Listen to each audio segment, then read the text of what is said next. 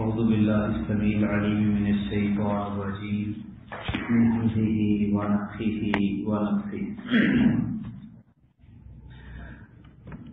ألم تر إلى الذين قيل لهم كفوا أيديكم وأقيموا الصلاة وآتوا الزكاة فلما كتب عليهم القتال إذا فريق منهم يخشون الناس كخشية الله أو أشد خشية وقالوا ربنا لم كتبت علينا القتال لولا أخرتنا إلى أجل قريب قل متاع الدنيا قليل والآخرة خير لمن اتقى ولا تظلمون فتيلا. الم تر الی الذین، کیا آپ نے ان لوگوں کو نہیں دیکھا، قیل لہم، کہ جن سے کہا گیا کفوا ایدیکم، کہ اپنے ہاتھ روکے رکھو، واقیموا الصلاۃ، اور نماز قائم کرو، وآتوا الزکاۃ، اور زکوٰۃ ادا کرو. فلما کتب علیہم القتال، تو جب ان پر قتال جہاد فرض ہوا، اذا فریق منہم یخشون الناس کخشیۃ اللہ او اشد خشیہ، تو اس وقت ان میں سے کچھ لوگ لوگوں سے ایسے ڈرنے لگے جیسے اللہ سے ڈرنا ہوتا ہے یا اس سے بھی زیادہ.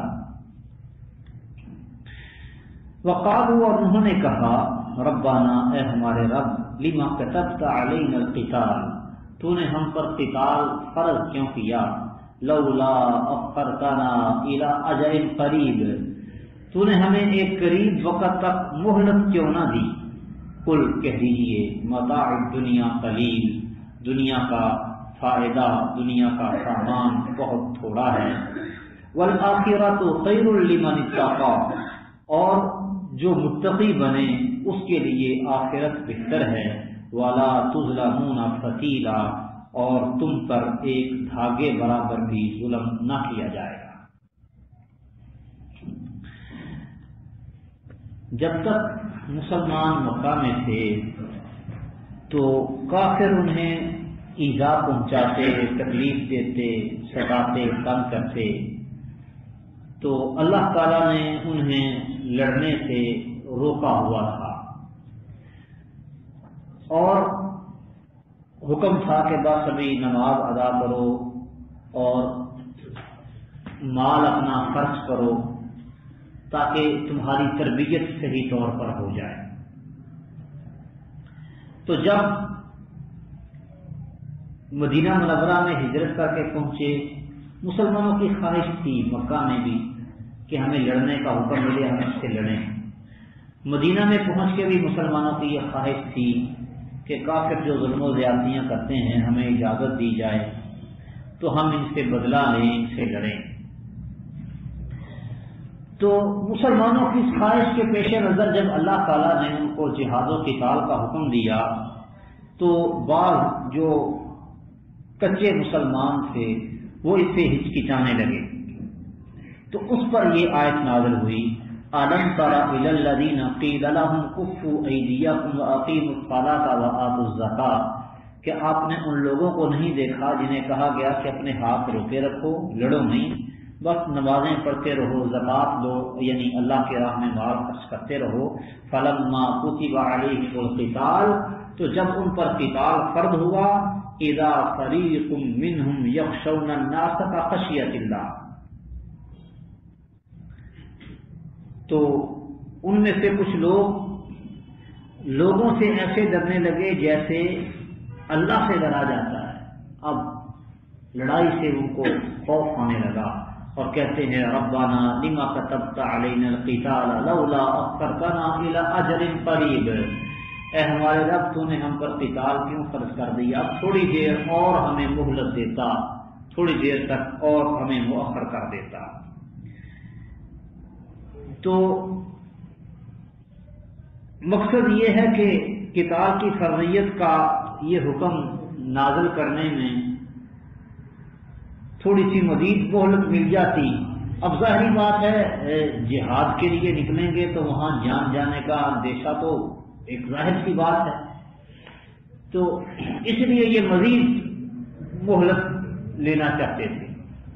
تو اللہ تعالیٰ نے فرمایا قل متاع الدنیا قلیل، دنیا کا سامان، دنیا کا فائدہ بہت تھوڑا ہے، والآخرۃ خیر لمن اتقی، اور آخرت اس کے لیے بہت بہتر ہے جو تقوی والا بنتا ہے، تقوی اختیار کرتا ہے.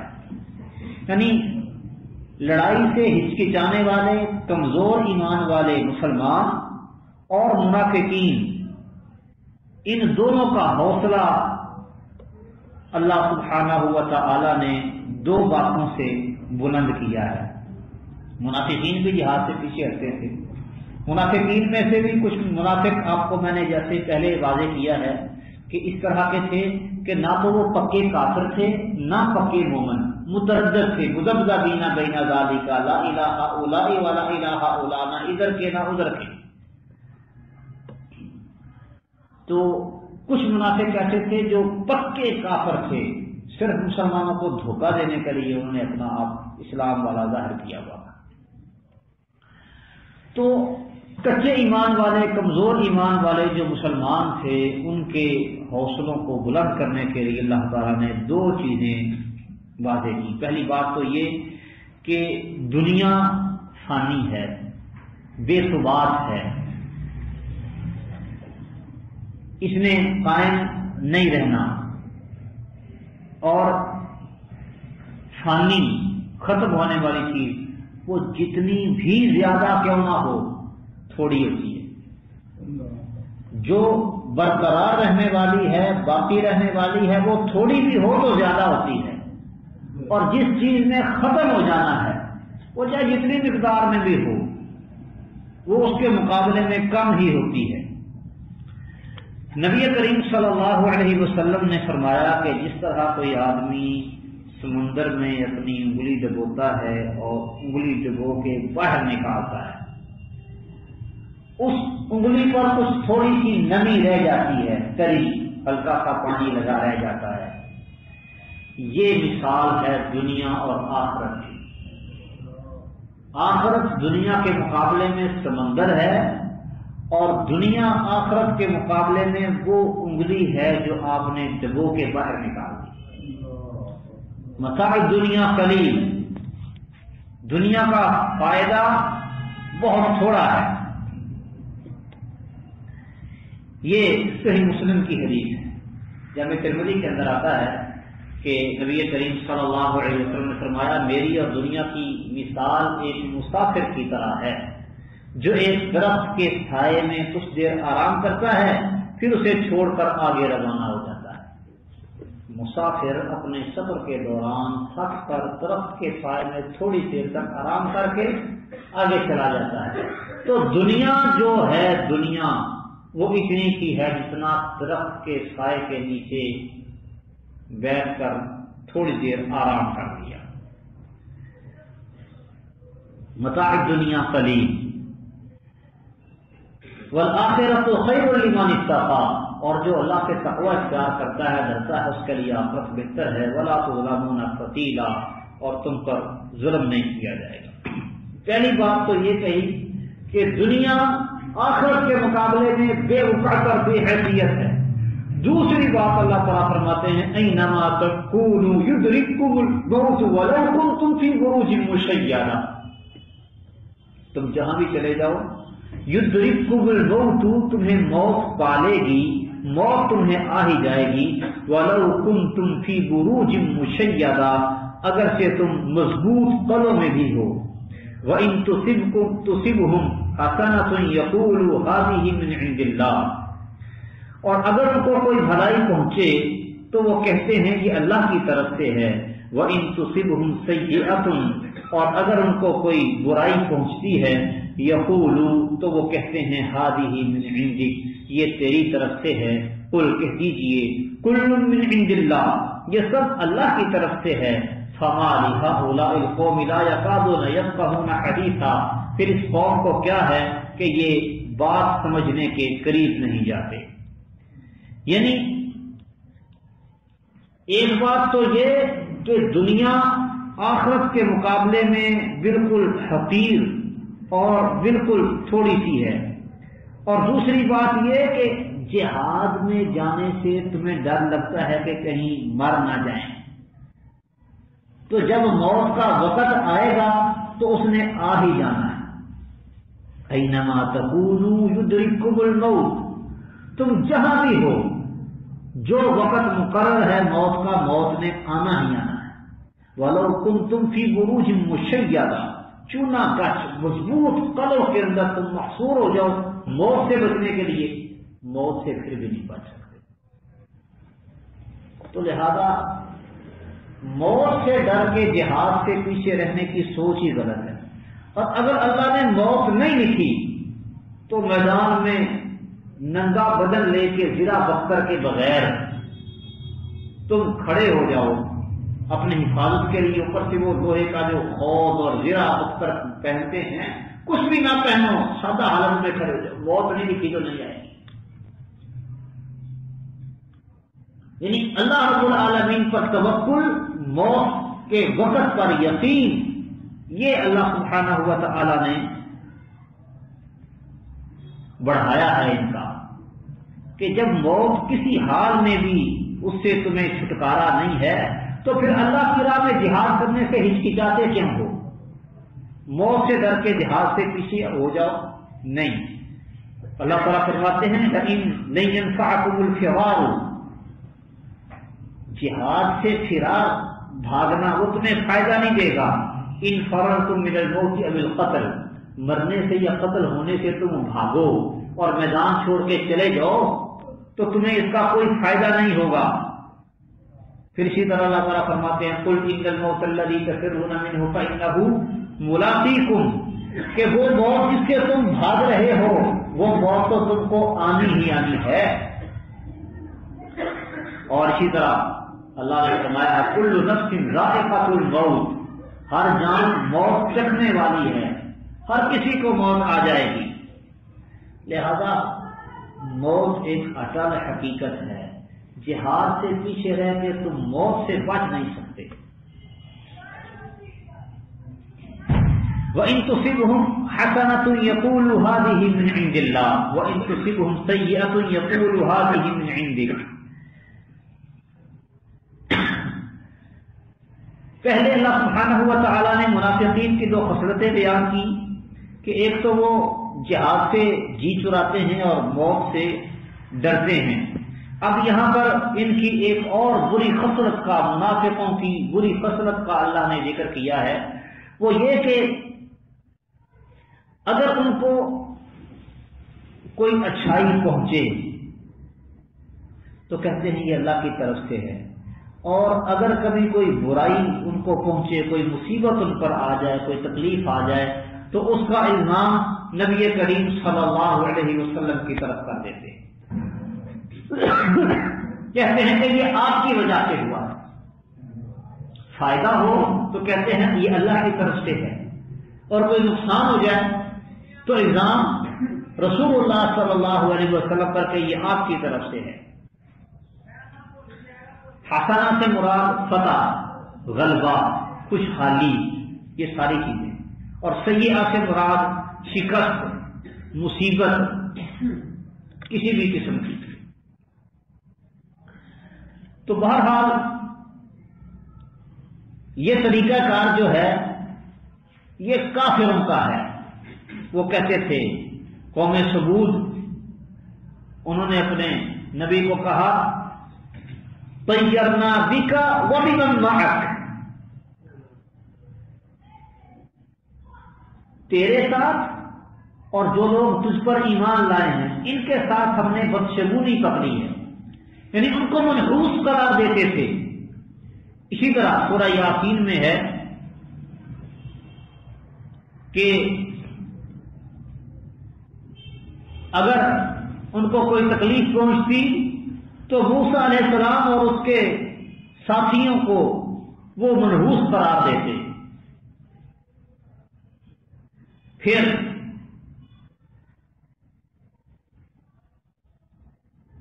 اپنا سورہ اعراف میں وَإِن تُصِبْهُمْ سَيِّئَةٌ يَطَّيَّرُوا بِمُوسَىٰ وَبِمَن مَّعَهُ، اور سورہ یاسین میں إِنَّا تَطَيَّرْنَا بِكُمْ، ہم نے تم سے نحوست پکڑی ہے۔ تمہیں ہم نے منحوس پایا ہے، یعنی انبیاء کو منحوس قرار دینا کہ یہ مصیبت، دکھ، تکلیف، پریشانی، شکست، کچھ بھی جو ہوا ہے نقصان، یہ تمہاری وجہ سے ہوا ہے، یہ طریقہ کار ہے کافروں کا۔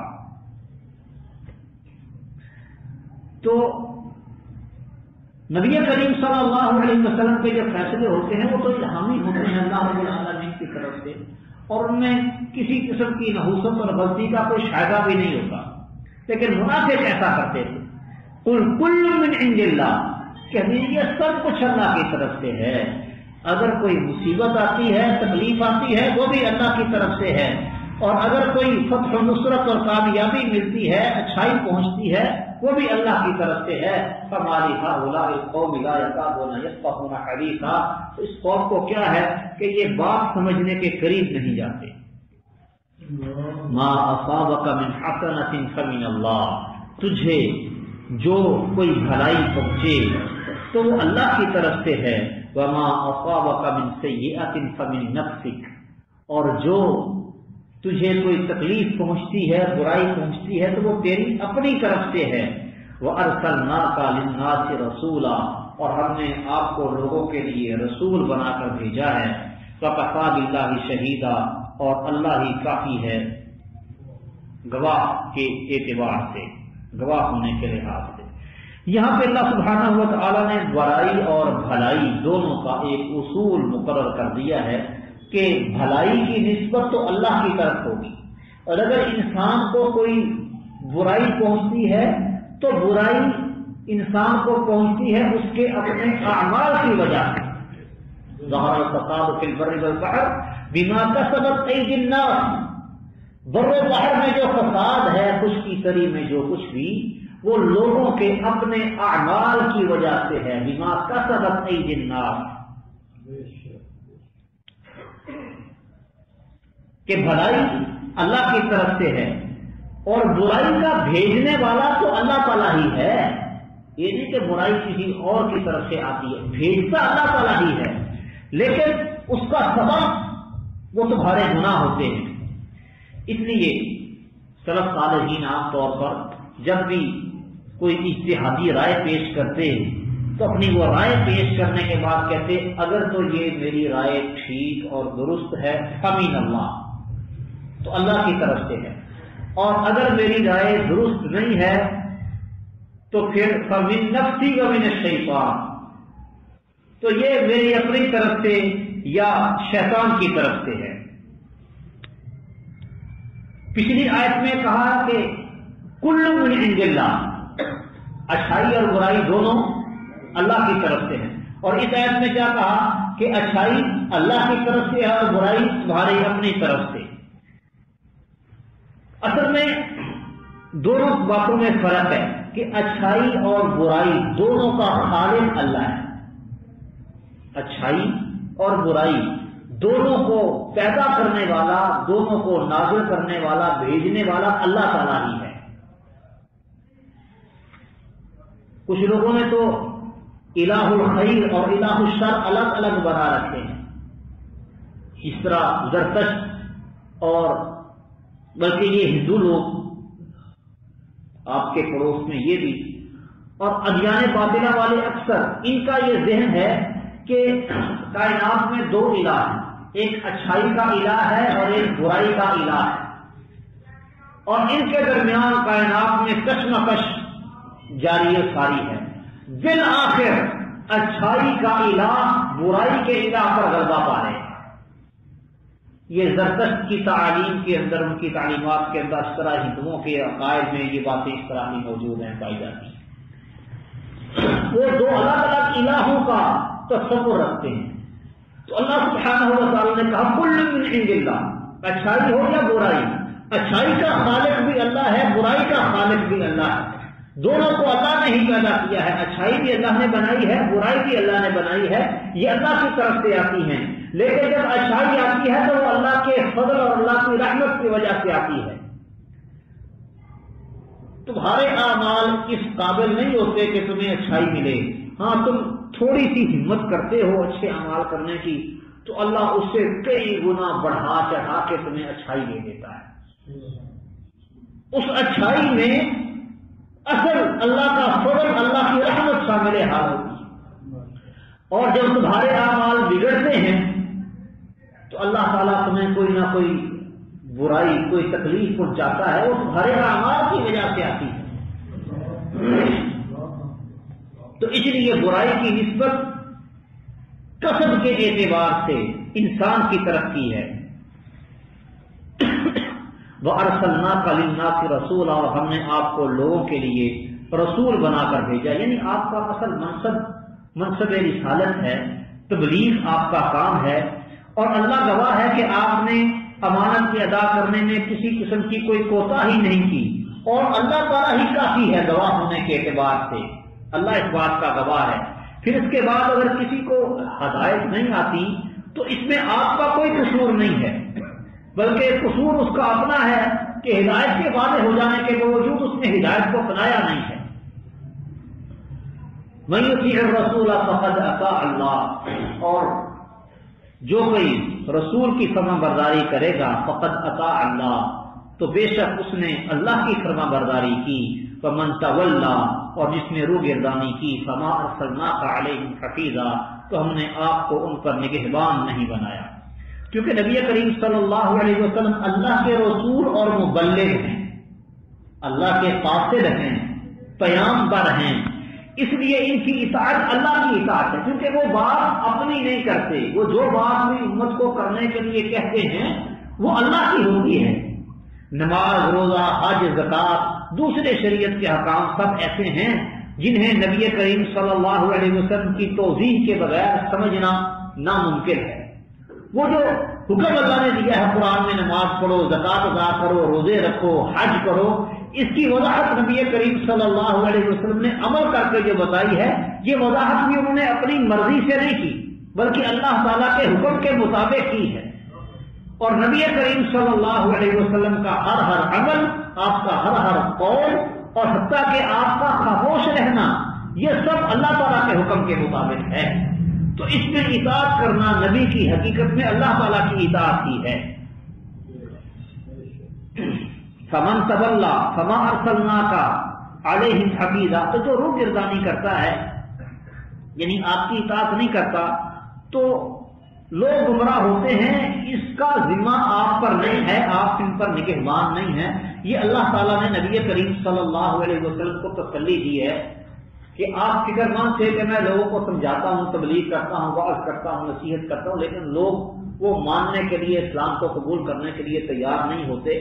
تو فرمایا آپ کی ذمہ داری صرف اتنی سی ہے کہ آپ بات پہنچا دیں، آپ کا منصب رسالت و تبلیغ ہے، تو جو اطاعت آپ کی کرے گا وہ اللہ کا مطیع و فرما بردار ہے، اور جو آپ کی اطاعت نہیں کرے گا، آپ کی نہیں مانے گا، وہ اللہ کا نافرمان ہے۔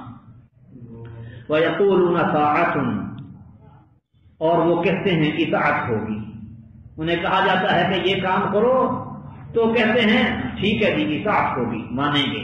فَإِذَا بَرَزُوا مِنْ عِنْدِكَ، جب وہ آپ کے پاس سے نکلتے ہیں، بَيَّتَ طَائِفَةٌ مِّنْهُمْ غَيْرَ الَّذِي تَقُولُ، تو ان میں سے ایک گروہ رات کے وقت اس کے خلاف مشورے کرتا ہے جو آپ کہہ رہے تھے، جو آپ نے بات کہی، آپ کی بات سن کے آپ کے سامنے تو کہتے ہیں جی ٹھیک ہے مان لیا جی اطاعت ہوگی، لیکن سن کے جاتے ہیں پھر رات کے وقت بیٹھ کے آپ کے حکم کے خلاف مشورے کرتے ہیں۔ واللہ یکتب ما یبیتون، اور اللہ لکھ رہا ہے جو وہ رات کو مشورے کرتے ہیں۔ فاعرض عنہم، تو آپ ان سے منہ موڑ لیں، اعراض کر لیں۔ وتوکل علی اللہ، اور اللہ پر توکل کریں۔ وکفی باللہ وکیلا، اور اللہ پر بھروسہ کر، وہی کافی وکیل ہے، کارساز ہے۔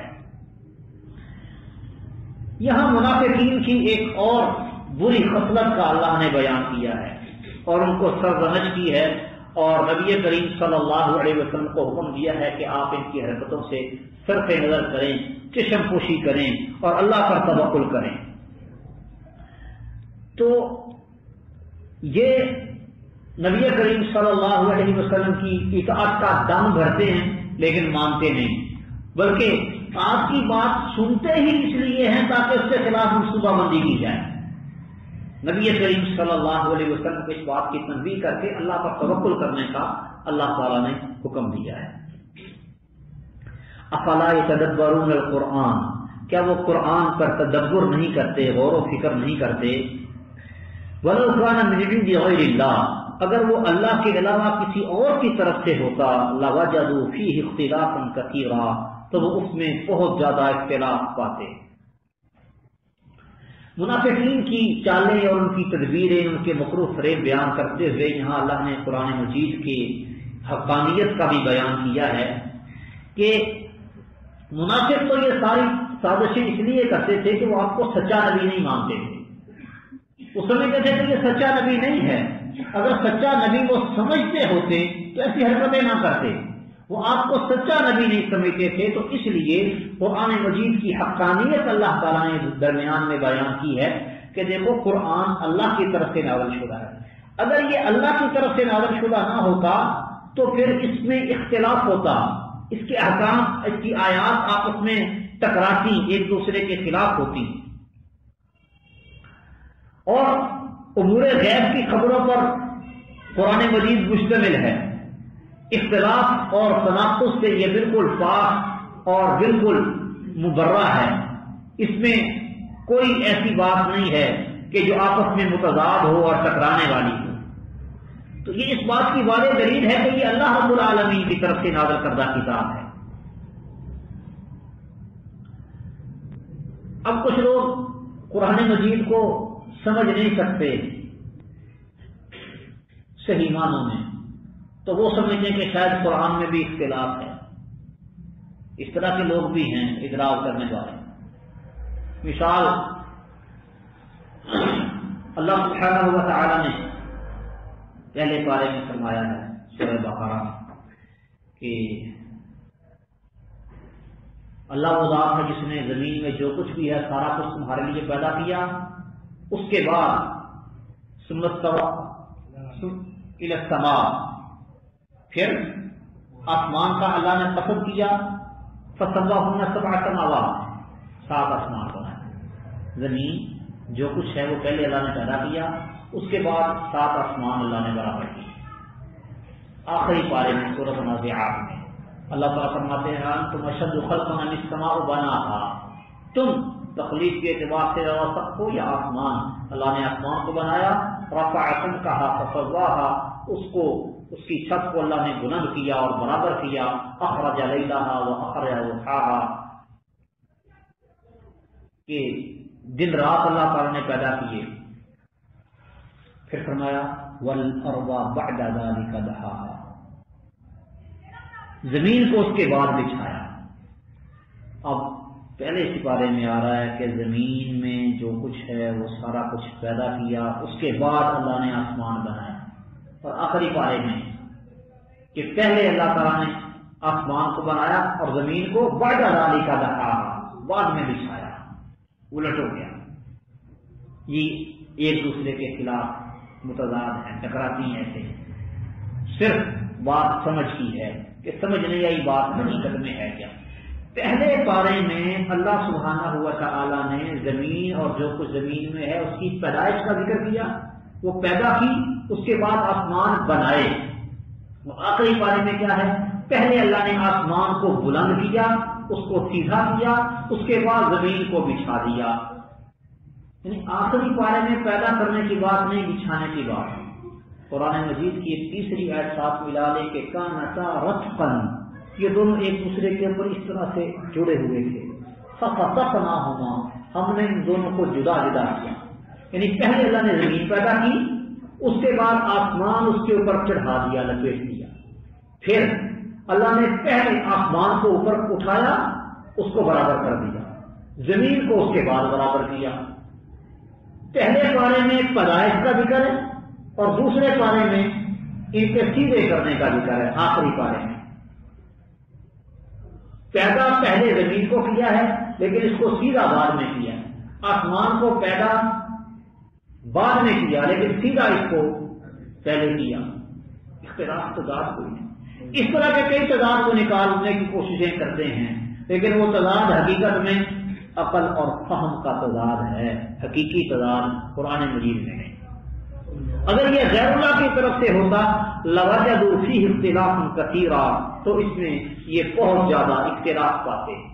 تو اس میں چونکہ اختلاف نہیں ہے تو یہ اس بات کی دلیل ہے کہ یہ قرآن مجید فرقان حمید منزل من اللہ ہے، اللہ تعالیٰ کی طرف سے نازل کرتا ہے۔